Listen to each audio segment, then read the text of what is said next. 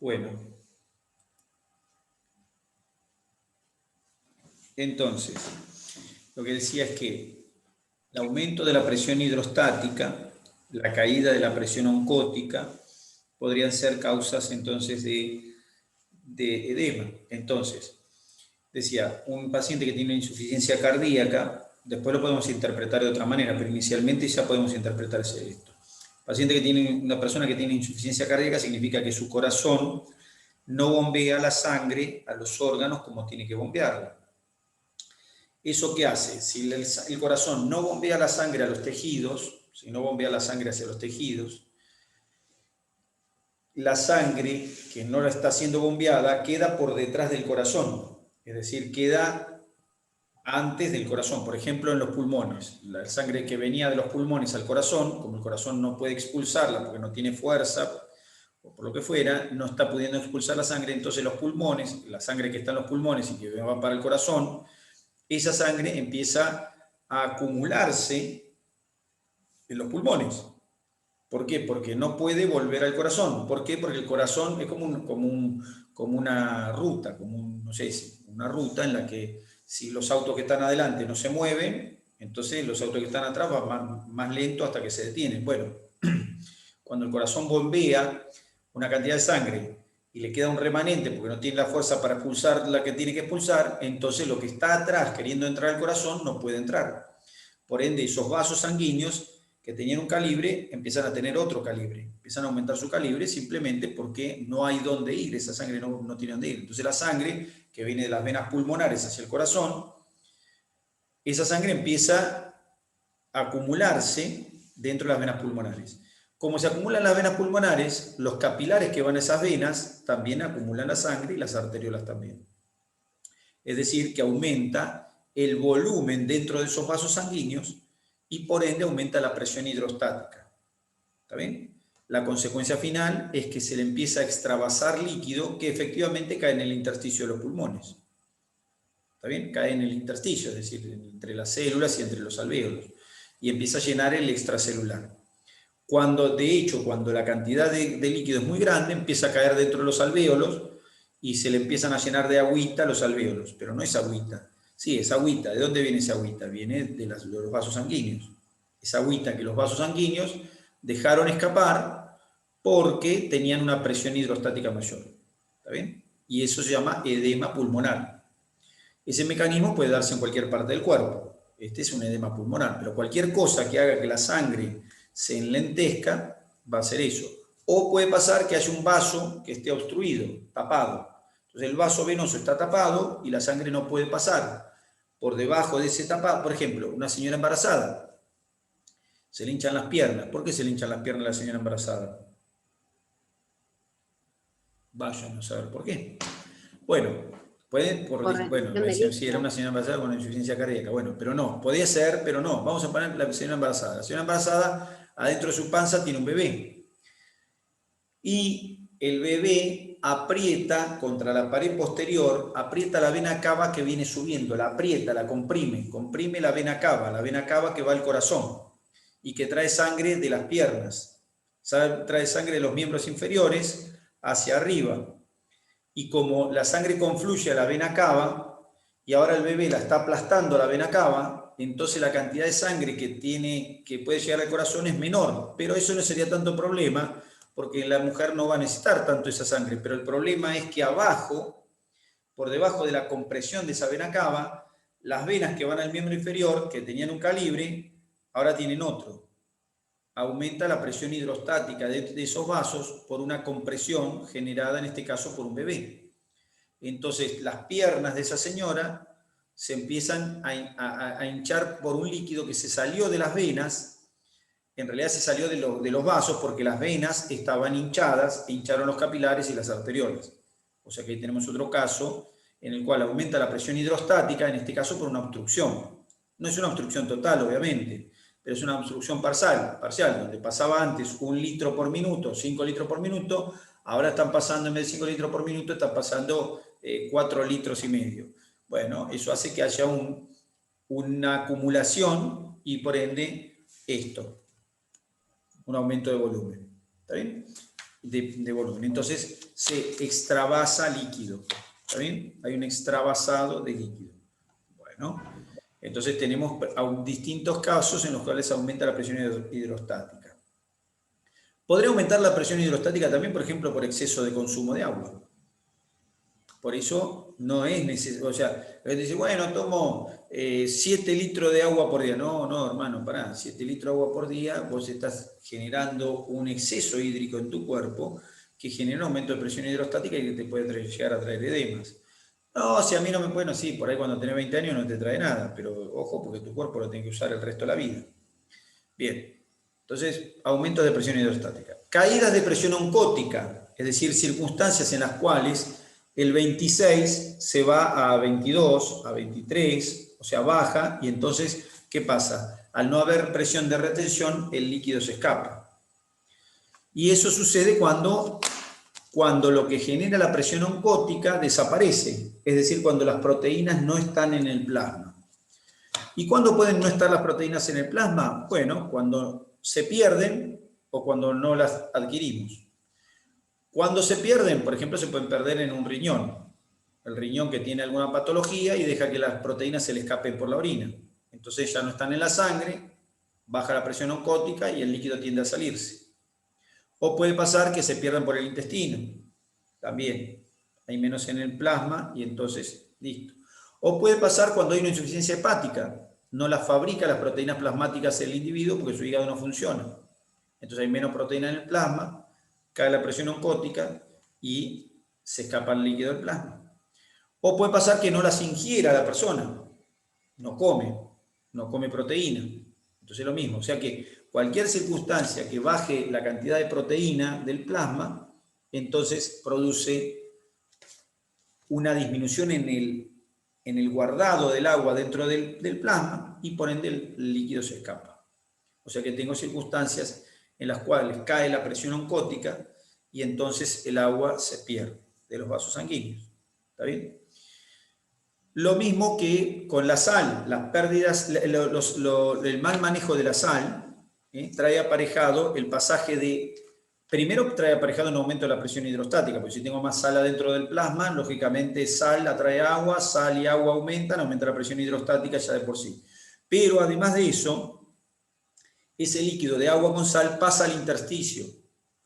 Y esa sal, que es ese sodio que se va guardando en el intersticio, atrae cloro y agua.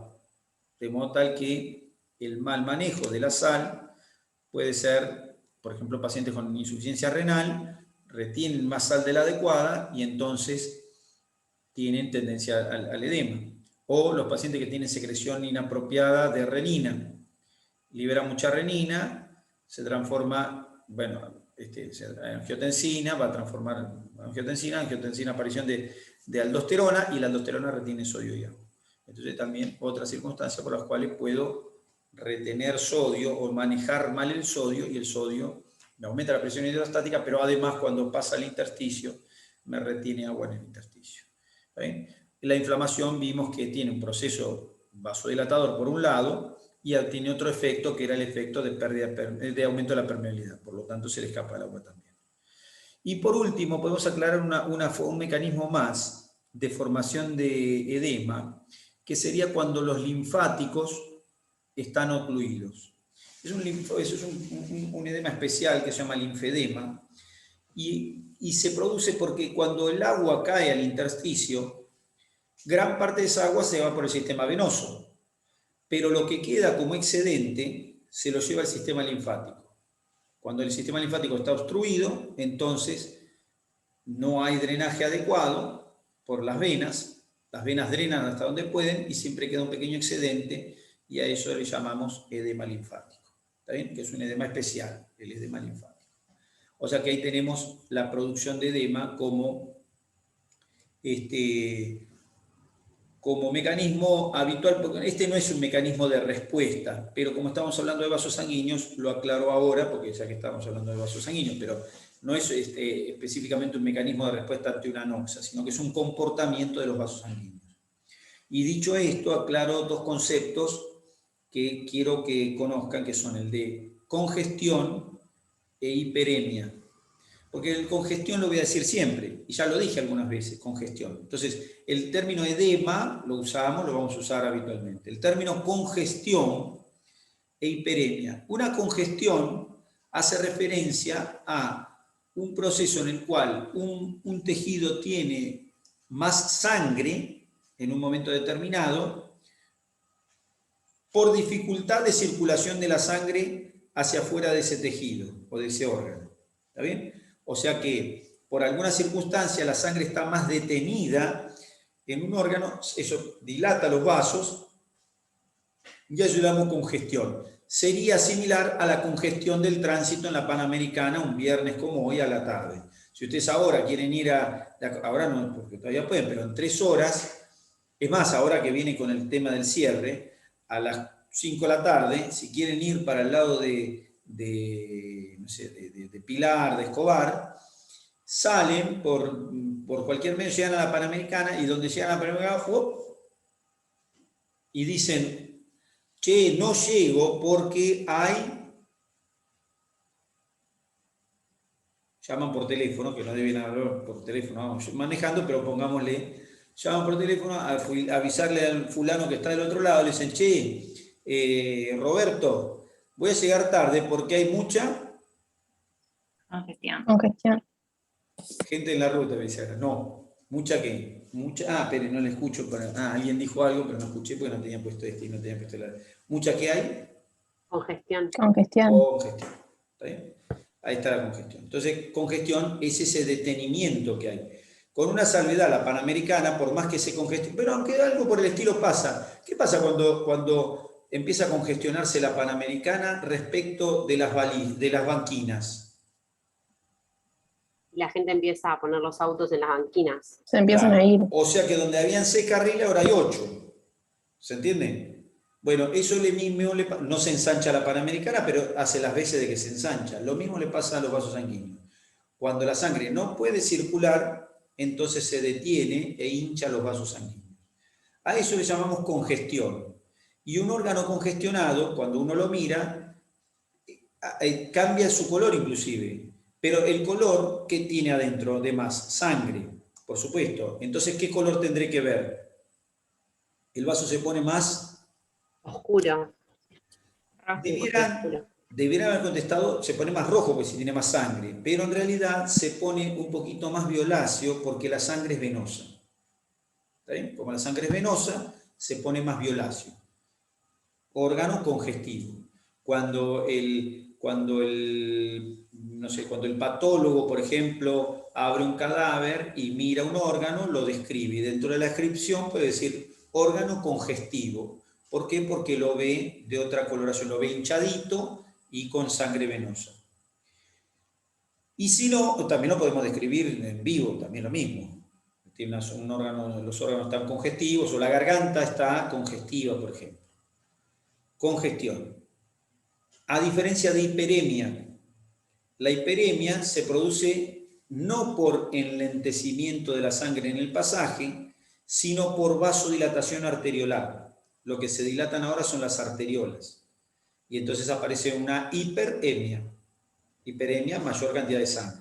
Por ejemplo, lo pueden ver claramente, no sé, cuando ven a un fulano, por ejemplo, acá son todas mujeres, entonces ven a un fulano que les gusta y el fulano viene y les dice, ay, qué linda que estás, y entonces miran la cara y se pone toda roja así. ¿No? Eso es hiperemia. ¿Está bien? Eso se llama eritema púdico, pero hiperemia, entonces se pone congestiva la cara. ¿Pero por qué? Porque vasodilatación. O lo puede, con el calor también lo mismo. Si ahora me empieza a hacer calor en el lugar donde están y se pone todo colorado por hiperemia. Eso es hiperemia. Entonces hay un mayor volumen sanguíneo por aumento del flujo relacionado con vasodilatación arteriolar. Y congestión, hay un mayor volumen de sangre venosa por dilatación de la sangre, por dilatación de los vasos venosos. ¿Está bien? La congestión suele venir acompañada de edema. A continuación de la congestión viene el edema, por esto que decíamos que aumenta la presión hidrostática. Congestión y edema como que son parientes. No son parientes. ¿Podrías repetir lo de hiperemia? Hiperemia hace referencia, sí, al aumento del volumen de sangre en un tejido o un órgano a expensas de dilatación arteriolar. O sea que lo que vamos a tener es un aumento de sangre arterial en el órgano. Por eso el órgano va a estar rojo. ¿Está bien? En cambio, en el otro, en la congestión, el órgano va a estar más azulado. Sí, más azulado al lado mío, sí, más a tu lado, no, más azulado de azul. Va a estar más azulado porque la sangre es venosa por dilatación de los vasos venosos. Bueno, O entonces sea que eso, la diferencia sería que una corresponde a las venas y otra a las arterias. más o menos esa sería la diferencia. En una hay enlentecimiento, es decir, en la congestión hay enlentecimiento de la sangre, en la otra no. Y generalmente uno asocia con más vitalidad. ¿Con qué asociarían, con cuál de los dos estados asociarían la mayor vitalidad? ¿Con la hiperemia o con la congestión? Con la hiperemia. Con la hiperemia. La hiperemia habla de mayor actividad o más función o simplemente llega más sangre. En cambio, la congestión habla más de órgano funcionando peor, no está funcionando bien. El órgano con congestión está reteniendo sangre venosa. Sangre venosa que tiene menos oxígeno, sangre venosa que tiene más detritos, sangre venosa contenida que tiende más a extravasarse. Entonces, bueno, ahí tenemos la congestión como signo más de enfermedad que la hiperemia. ¿De acuerdo? La hiperemia puede venir aparejado o de la mano de algún proceso significativo, pero que puede ser algún proceso dañino. Pero si uno analiza, congestión es más sinónimo de patología que hiperemia en términos generales. Bueno, entonces hemos hablado de un par de cositas de esto. De coagulación vamos a volver a hablar algo de coagulación cuando hablemos de patologías en las que interviene la coagulación directamente, como son las patologías isquémicas del corazón. Entonces, cuando hablemos de patología isquémica, vamos a volver sobre el coágulo, pero con mayor rapidez porque hemos detallado un poquito ahora de qué se trata. Bien, entonces tengo formas de respuesta. Perfecto. Y luego de forma de respuesta, quiero hablar un poquitito respecto de forma de respuesta de la inmunidad. La inmunidad, ya que la inmunidad está íntimamente relacionada con el desarrollo de muchas patologías. Muchas patologías están relacionadas con la inflamación y otras con la inmunidad, y a su vez inflamación e inmunidad van de la mano, porque ya van a ver cómo los actores se comparten. En el proceso inmunitario se comparten actores con el proceso inflamatorio. ¿Está bien? Se comparten células, se comparten el extracelular como campo de batalla, se comparten cosas. Entonces, cuando hablamos de inmunidad, recordamos básicamente cómo es la inmunidad en el organismo. La inmunidad del organismo puede ser básicamente de dos tipos. Una inmunidad que es la inmunidad innata, es decir, innata con la que ya nacemos, ¿no es cierto? Una inmunidad innata con la que ya nacemos y que hace referencia, con la otra también nacemos, porque van a decir con la otra también nacemos, pero hace referencia a una inmunidad básica que no necesita ningún aprendizaje, es una inmunidad inespecífica, la inmunidad innata, que así se llama, inmunidad innata, es una inmunidad inespecífica, es decir, actúa contra diversas circunstancias independientemente de cuál es la circunstancia, es decir, ya vamos a ver de vuelta, pero es inespecífica, es decir, no tiene especificidad, una inmunidad sin especificidad, y luego tenemos la inmunidad adquirida, ¿está bien? La innata o congénita es lo mismo, que es inespecífica, y luego tenemos la inmunidad adquirida, que es específica o adaptativa. ¿Está bien? Inmunidad innata, inmunidad o inespecífica o congénita, adaptativa, adquirida o específica. ¿Está bien? La congénita o innata actúa contra cualquier macromolécula que pueda resultar extraña. Y acá va a pasar lo mismo que siempre. ¿Para qué sirve el sistema inmunitario? El sistema inmunitario es una forma que tenemos, todo el mundo sabe en realidad para qué sirve, pero lo expresa con palabras muy simples. ¿Para qué sirve el sistema inmunitario? Para protegernos. Para protegernos. ¿De qué? Para De protegernos. cualquier agente extraño que ingrese al cuerpo, al organismo. Bien, nuestro cuerpo está separado del resto del universo por tegumentos. Llámese piel, llámese mucosas, llámese lo que quiera. Está separado. O sea que tenemos lo que está afuera, lo que está dentro. Voy por dentro del tubo digestivo, voy por el tubo y estoy afuera del cuerpo. Para poder entrar tengo que atravesar un epitelio, o sea, un tegumento. Si estoy afuera del cuerpo, tengo que atravesar el epitelio de la piel, tegumento, ¿no? Del tegumento. Es decir, tengo una afuera y una adentro. Bien, si yo doy vuelta, diera vuelta un individuo, le diera vuelta o le saco la piel, entonces tengo expuestos los tejidos, distintos tejidos que pertenecen a ese individuo. Pero esos tejidos están adentro de un cuerpo y nada, y están ahí adentro. O sea que si yo dibujo el cuerpo como si fuera un cilindro, que hago este esquema siempre, ahí está, tengo un cuerpo, incluso le dibujo acá un par de apéndices.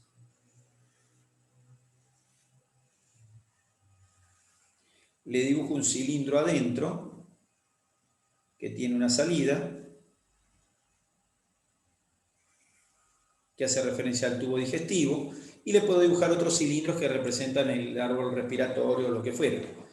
¿Está bien? A este le falta la cabeza, pero si le pusiera la cabeza, la pondría arriba y listo. Entonces ahí tengo un cilindro. Ahora, lo que está adentro es el tejido, lo que no está en el tubo, o sea que lo que ahora quede de blanco,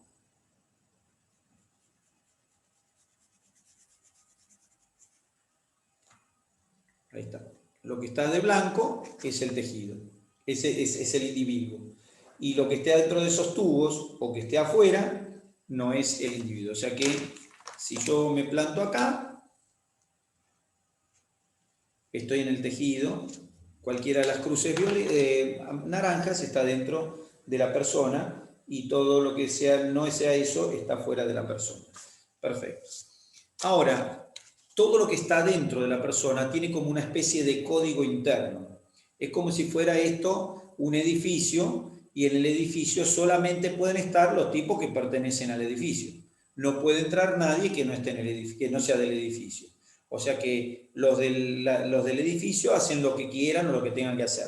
Y los que están afuera del edificio no pueden ingresar excepto que los que estén adentro se lo permitan. Perfecto. Entonces, cualquier cosa, cualquier célula o estructura subcelular o molécula que no tuviera que estar dentro, cualquier molécula que no tuviera que estar dentro, el organismo tiene un sistema de seguridad, de tipos que están ahí con el cosito ahí al costadito, y tiene un sistema de seguridad para deshacerse de aquello que considere extraño. O sea que el sistema está perfecto. Es decir, tenemos un autodepurador de cosas que no tienen que estar en el sistema. ¿Está bien? O sea que tenemos sistemas de reparación, como verán.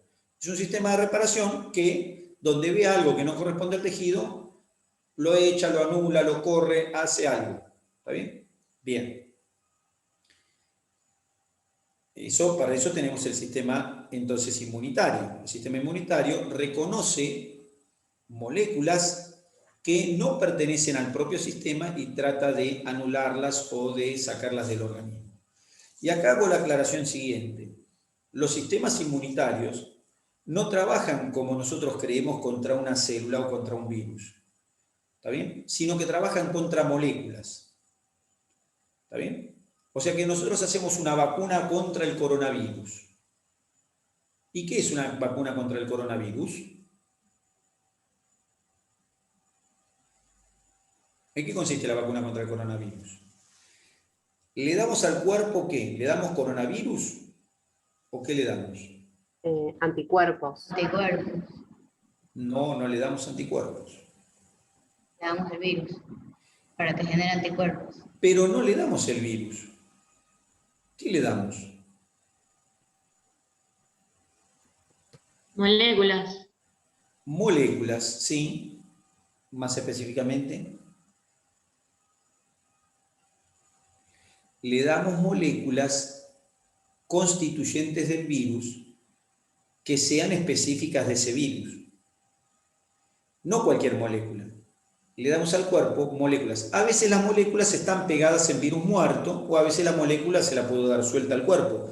Pero lo que le estoy dando son moléculas que tienen que ver con el virus, que van a estar expuestas por el virus, moléculas que están en el virus, ¿está bien?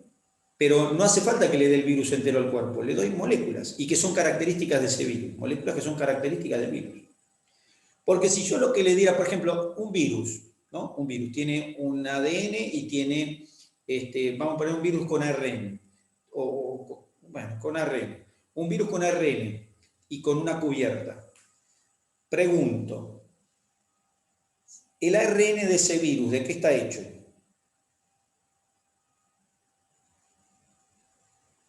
Bueno, está hecho de nucleótidos. ¿De nucleótidos de qué? De adenina, guanina, citosina y uracilo. Bueno, ese ARN del virus está hecho de moléculas que son iguales a nuestras moléculas que forman nuestro ADN, nuestro ARN, nuestro ADN.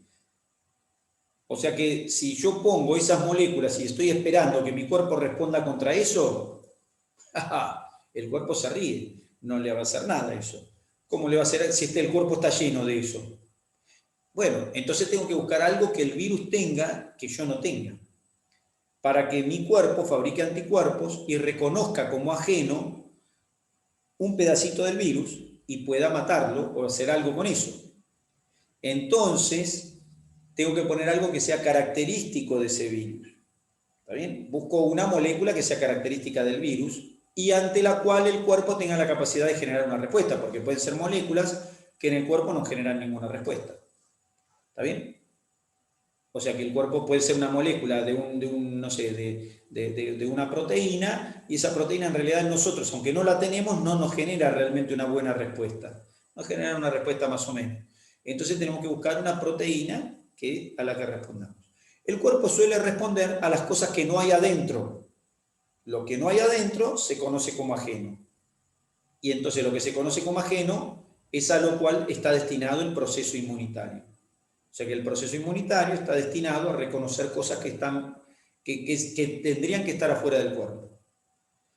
En ese sentido, hay que incluir cosas que puedan ser propias del organismo, pero que adquieren características ajenas al organismo. ¿Qué quiere decir esto? Una célula, que es un hepatocito, el hepatocito está viviendo lo más feliz de su vida, pero de repente el hepatocito, por alguna circunstancia, se divide y uno de los dos hijos tiene alguna variación. Ya no es un hepatocito normal. Y la variación incluye alguna molécula que expresa ese hepatocito. El sistema inmune puede reconocer ese hepatocito nuevo, que no está bueno, y se puede deshacer de él también. O sea que el sistema inmune ataca lo que es ajeno o lo que pueda considerar como ajeno, aunque sea propio. ¿Está bien?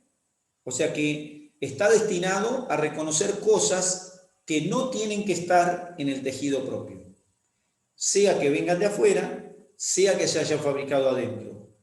El sistema inmune son una serie de policías o ejército, los tipos están encargados, todo lo que es el sistema inmune está encargado de anular cosas que considere que no son propias. ¿Está bien? En el caso del sistema inmune inespecífico, no reconoce tan específicamente las cosas. ¿Sí? Se une a moléculas que podrían ser ajenas. A veces no son ajenas, no importa, pero se une a moléculas y hace algo con ellas. Por ejemplo, un macrófago puede reconocer la tinta del tatuaje. La reconoce como una cosa que no tiene que estar en el medio extracelular y la fagocita. No la fagocita como algo específico, porque al lado de la tinta, por ejemplo, la tinta de pigmento verde le da lo mismo que la tinta de pigmento azul. Le da igual, se come todo.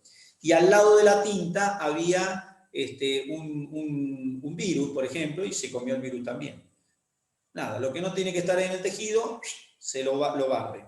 ¿Está bien? O sea que la inmunidad inespecífica, bueno, reconoce cosas que no tienen que estar, pero lo hace de forma justamente inespecífica. ¿Está bien? Son como, nada, son como Pac-Man que están ahí y sirven para comer o para neutralizar algo que sea ajeno.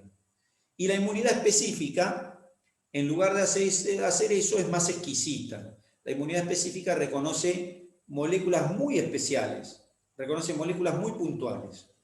Ya no reconoce cualquier cosa. Y además, el reconocimiento es de molécula individual. O sea que lo que está destinado a reconocer la molécula A no puede reconocer la molécula B. No es como el macrófago que le da lo mismo, se come el A y el B igual. Esto no, esto es más específico y reconoce moléculas específicamente. Moléculas específicas. Bien, entonces tengo inmunidad inespecífica, inmunidad específica. Las dos inmunidades que tengo básicamente.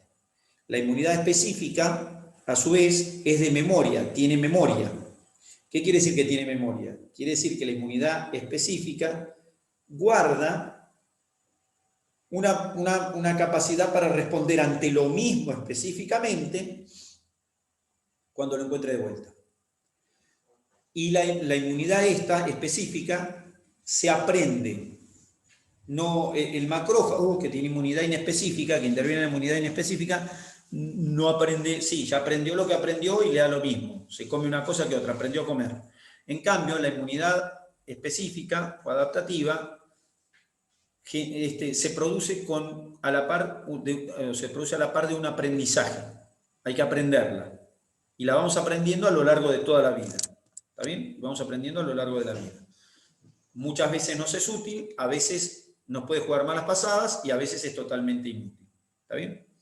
Pero la específica, repito, no es contra cualquier molécula, sino contra moléculas muy específicas que se llaman epitopes o determinantes antigénicos.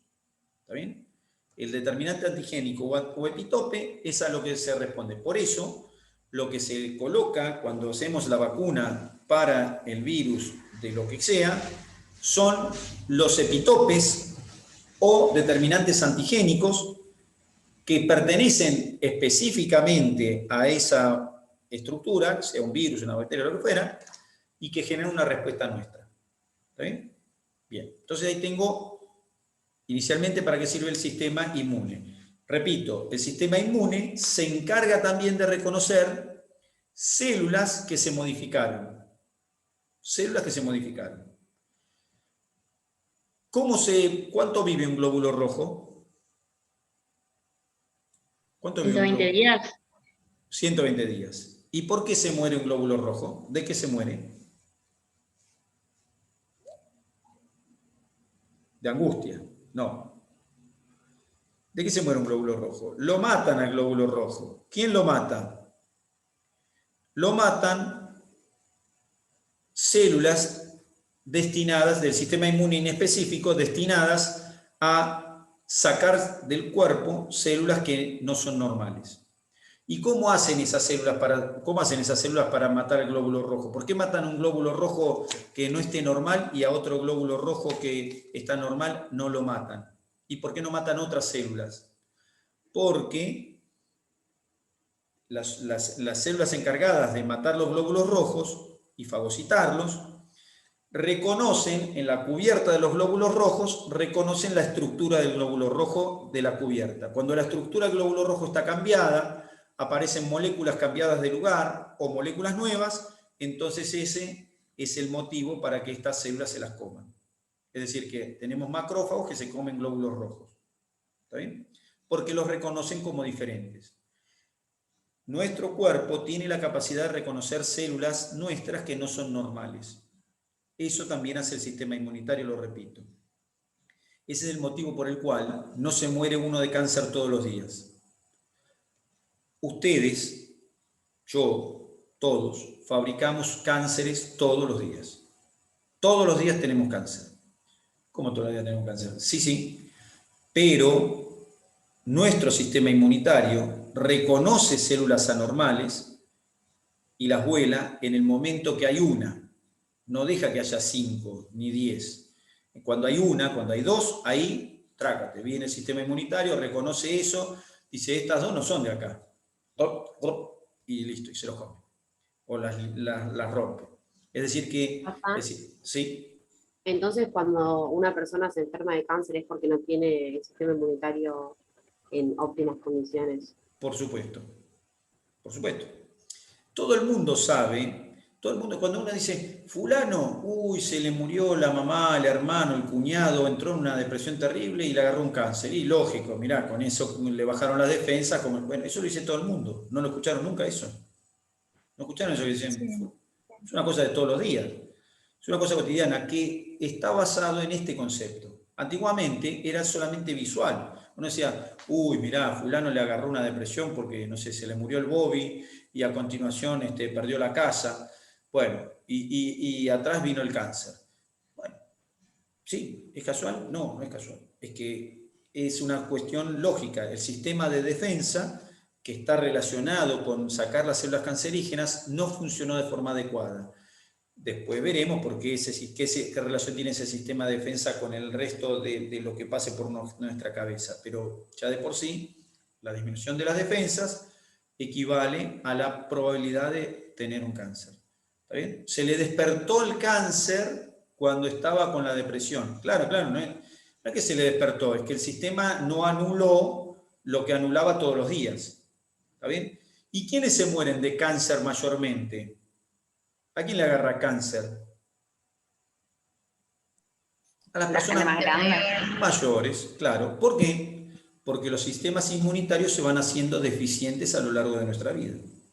Llega un momento que no tienen la capacidad de reconocer algunas cosas y entonces, bueno, se le pasan algunas cosas, ¿entienden? En vez de, así como el abuelito se olvida de apagar la luz, su sistema inmunitario se le pasa una célula y dice, bueno, listo. Y esas células se replican. O sea que lo mismo le pasa a los animales. Los animales viejos, ¿de qué mueren en general? De cánceres.